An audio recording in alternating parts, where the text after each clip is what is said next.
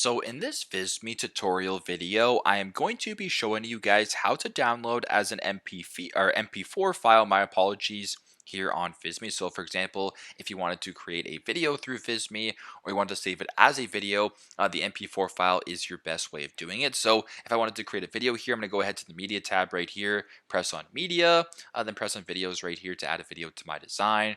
I'll just view some stock photos right here, stock videos right here. So how about I go right here to what it looks like the landing on the moon, just like that. So as you can tell, it's actually playing as a video. Now, if you want to save this, it's pretty straightforward. I go to the top right to this button right here. This is download, right between share and present. Press on download.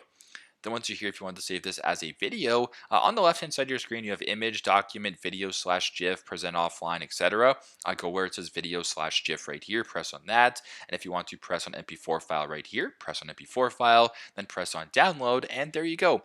Pretty straightforward, but that's how you guys can download as an save and download as an MP4 file here on Visme.